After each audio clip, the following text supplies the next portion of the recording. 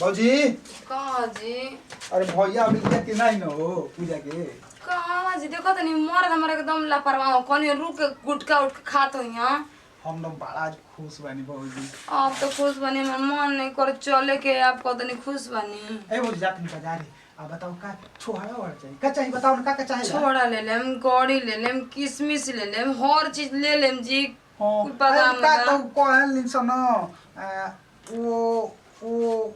वो छवानी की का। हाँ जी वो तो वो छवानी छोड़ दी ना, आई न जहिया हो तो याद ले लेम, गौड़ी किशमिश जी दूध। ए बाबूजी बाबू बोला था सुनाओ ना। बाका आपने देवर जी हमेशा मजाक के सोचेला आपके ता।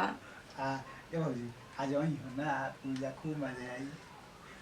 देखिए हमारे ढेर दिन हो गइल बा। जान कई दिन ससुरारी भैया चल जाम कहनी हम के लिए आ जावे जाए तो कहत ना हम लिए आवे जाए। तो कहबे कइले कि देवर जी के भेज दी, लेकिन उ खखुआई रहे ना साली ससुरारी के जाए खातिर एकदम। तो जात में लेट होगी ना पैसा से ले ले जाई लेके जी। हे भगवान हमार बहिन आ जाई तो कितना आराम मिली। कब कर गोइल बना काले की अभी तक ले ना आइन, अभी तक आदमी मुंबई ले आ जाइत घरे। हम सोचते हमार बहिन आ जाइत ना, दूगो थरिया माजित, दूगो रोटी बनाई खियाई तंची आराम मिल जाए। लेकिन मर्द के आ जावे त 4 गो का 10 गो बात उनकरा के बोलब। देखियो ना केन कहाँ लगाइल बना हमारा बहिनिया के लेके दादा न मर्द से हम पगलाइए गइल बानी। काहे एजे बैठल है। प्रणाम दीदी। खुश रह बुच्ची, कहाँ रह गोली इतना देर ले रे? ई खाली पैदल हमरा के चला के लेके आत रहे उतना दूर से। ई तो मर्द पर हम और परेशान हो बानी। बुच्ची अरे तनी पानी पी ले हम लेके अपने से। ठीक बा दीदी हम जातन पानी पी लेतन, तू अजी के आराम कर। का हो गइल बे? ये बड़ी कमरिए दर्द करता के। दवाई वही नहीं मिलल तो के? दवाई खा लेला है यार, एकदम बानर रह गई निकाजी। काहे दवाई नहीं खाना दुई मीठा दवाई तो मिलेला हाथ ना दर्द देरी करे। कहाँ लगा देनी है बहन? अरे रास्तिया में जब दे भाई तन की गाड़ी घोड़ा में लेट होइबे न करेला। जाए ठीक से आ गई ना, अब 2 रोटी मिली है बनाई है, चुपचाप खाई। अब कहां गेल हम ना लाई? अरे नालायक कहा कर देवर जी बाजारे गोल बन जिस कुछ सामान हमरा के लेके आए खातिर के का। हां हां जी का करबा हमार कदबे हमार छोट हो गइला, वो शरीर में लंबा हो गइल नहीं तो आप दिन भर गोली के डंडा खेलत रही तो का करबा? देवर जी हमें तुरंत भैंस गाय दुई ना तुरंत 4 लोटा दूध पी लेना ना लंबा चौड़ा हो जाई। अरे हमके दूध नहीं मन करला पिए के। ठीक बा आराम कर। ऐसे तो मुंह बानर नियन हो गई। दीदी गाँव आके कितना अच्छा लगता हमरा के। जब हमार दीदिया के बबुआ हो जी ना तो ओकर बहुत अच्छा अच्छा नाम रखम। 10 गो नाम सोच के आयल बानी। हमरा इतना अच्छा लागला ना दीदिया के गाँव आके, हमरा जाए ही के मन ही ना करला। तो दीदिया बिया चलो कोनो बात नहीं के हम आगे बनी, दीदिया का थोड़ा आराम मिल जाई तो का एकरा में घाटा हो जाए। ई बर्तन में कस कस रख पते ना चलेला। अरे के हा? अरे छोड़ के जीजा का हुआ तो पीछे से आके काहे पकड़ लेनी है? आगा से बोले रहे पहचान जालू की ना। काहे ना पहचान बैठी। अरे जान पड़ो का परसों दिन से आज तक न खाली भागे दौड़ी होत रहल एकदम तारा याद में कहाँ भागे रहनी है 2 दिन? 2 दिन परसों दिन चल गई वो छवानी ले आवे बाजार में हलवा तबे रे बनी 7 दिन पहले ही 10 दिन जोगाड़ बढ़िया हलवा बना के एकदम गड़ी किशमिश मंगाई। कहिए भौजी के होई हो अभी टाइम बाटे, अभी 3-4 दिन में हो जाई। 3-4 दिन में हो जी अब चाचा बोल गए ना। हम मासी तू मौसी करिए ना तनी हमरा पर ध्यान द। ध्यान दी आप कैसे दे देनी है हमें तारे से प्यार है। पाक जीजा आपको ना सुनो ना तो शादी कर ना ई दीदिया के मंजूर ना होई। हम जानते हैं भौजी हमरा को पहले ही टेम्पररी कहली कि हमार बहनिया पर नजर मत लड़ाइए। ई से कनी दीदिया ना मानी तो प्यार वर्ष छोड़ दे जीजिए ना। देखो तारा बिना नहीं खींच सकता। अब समझ जाओ हमनी के फैमिली में केहू ना मानी काहे कि हमनी के रिलेशन में बानी जाना। तू हमार जीजा हो, हमार दीदी के देवर हो। अच्छा आ दीदी बिल्कुल ना मंजूर बिल्कुल करी। छोड़ो हम सुनल नहीं की चाहती कुल। हम एगो बात कही इनका ना करबो ये सोच ले तुम ना शादी से पहले का हो जे सोच ले एमे बदनामी होई। कुछो ना कहि जाई। बदनामी होई एमे। ई बदनामी के फेरा में के पड़ल बा कुछो ना कहि जाई चुपचाप सुत रह खाली। आ दीदी देखी तो का कहीगा हमारे ससुराल में आके हमारे देवरे के फंसा ले ली है। बे तू कैसे देखियन हो हमनी के स्वच्छ मन से सुतल है कुछो ना कहि चलिए तब ठीक है। ठीक बा ना? खाली आ जाओ। ठीक है। अच्छा।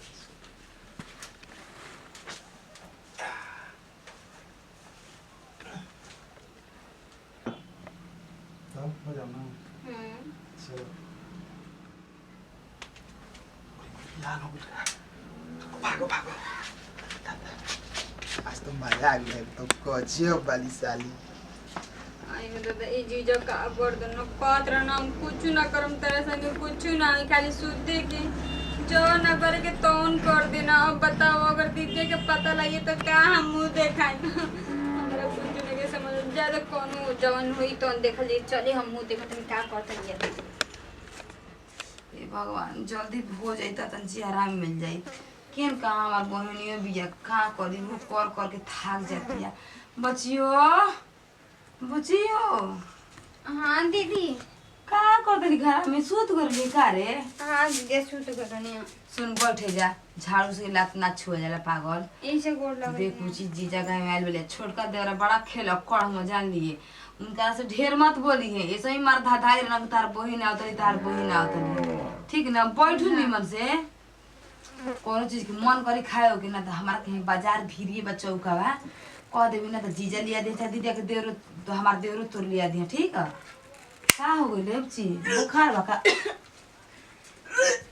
ई का हो गई रे बाबू का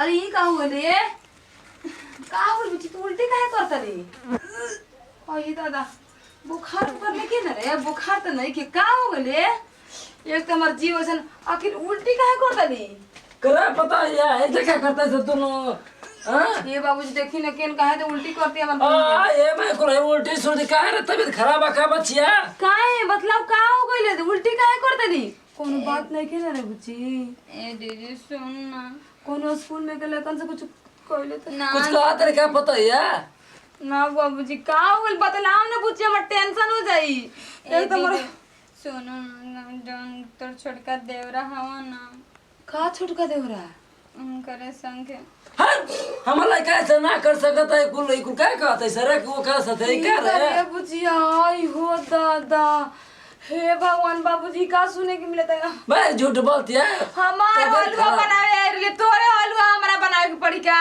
नहीं क्या के बका रे करा ये बाबूजी छोटका दे ये बोलाई मैं जल्दी बोलाई अरे पैसा मटका हरमिया का रे ए घर का या मैं काल आखिर में काला पोस्ता ये का कोई नहीं पोस्ता क्या कर पेट में को केचुबा के क्या बकुल कहा जाला नहीं क्या होयल बरा हम का कुछ कहले बानी? देखी देवर जी अच्छा काम नहीं की कोई हमार बहन के संग खेलवाड़ करके बता रे ए बाबूजी छोड़ दी बाचा हम का कहले बानी? ओका साथ गलत काम कैले बरा अबे बताओ ना ये की छोड़ हम नहीं की कहले? हाँ दीदी ये कहले रहना कहते हैं कुछ ना कर हम बहुत कुछ ए कर बाबूजी बताओ एक दिन हम आई संग सुत गए घर में तो बताओ वो से का हो जाई? का हो जाई का सार का ही का बलिया ले पहले बाबूजी रहे देना फर्द हम कहते कर हमें हमार का हो गइल बाबूजी? हमार बहन से बियाह करने तो ओकरा के अपनाई बतलाई हाई हाल में एक तो हमारा हाई हाल रहा बियाह करा दे। सर कहीं के तो दम तोर क्यों समझ में ना आवेला बाबूजी बियाह करा दे। एक मैं बाबू के मुंह हम का कह कि हमारे घर ऐसे बियाह अरे कर तू दो पहले तो ये कुल करे मत देवरा संग हमारा हाई हाल बा हम सोचनी कि बहनिया के बेला दो रोटी बनाए के तू तो लगल भीतर रोटी बनावे जाए तो बाबूजी तार बाबूजी को तिल का बच गई 5 लाख। तोर बाप मैं क्या कह रहा हमारा इज्जत तो गई क्या करे कही कि वो कर के तू कर ठीक या ना कोई नहीं है बाबूजी तो बाबूजी 5 लाख बच ना गोली कर। हम मना करते रहने तो कहते ना कुछ नहीं सूत जा तू कम नहीं खु तू 420 बा ई कह दनी बाबूजी ई का जनिए कि ए बाबूजी हो बाकी हमनी के घाटा लागल 5 लाख के करी हम सोचनी कि खूब दिन बढ़िया लगे के तो चुके बियाह करे बियाह सर कहीं का बतियावला रहनी चलो हमनी के मंदिर में एक मोटरसाइकिल से तरन हसा 5 लाख रुपया सर हे भगवान बाबूजी अब हमर का होई जे तो पता ये जान भाई तन भाई लोग का करे के बा हम सोचनी कि हमारा हलवा बने वो करे खुद बनाए पड़ी अरे दम खत्म बिया रे नमस्कार प्रणाम भैया हाँ भाई पूजा गुप्ता नमस्कार प्रणाम भैया हाँ मैं फिरेंगे बाबा नमस्कार प्रणाम भैया, हम रामलाल चौधरी। नमस्कार प्रणाम भैया, हम सपना सिंह। देखिए हमने एगो वीडियो बनाने जा, वीडियो बनाए खास मकसद ये रहल कि केहू के भी लड़का हो के करल तो सब कहला कि हम अपना बहन के बुलाएब। तो देखिए हम भी बुलाइले रहनी, लेकिन जौन ई लोग गलती कैली है ना वो आप लोग के ना करे के चाहिए। काहे से कि जीजा साली में थोड़ा बहुत मजाक होला, उतना भी हद पार ना करे के चाहिए जितना ये लोग कैली है जा। ऐसे होगा था लेकिन ना होके चाहिए। अगर वीडियो अच्छा लगी तो दिल से लाइक करब, कमेंट करब, शेयर करब। हमने की अपन चैनल बाटे ओके सब्सक्राइब जरूर करब। तो यही वीडियो से नहीं जाए, अगले वीडियो में फिर से मिल जाए। बाय बाय, नमस्ते।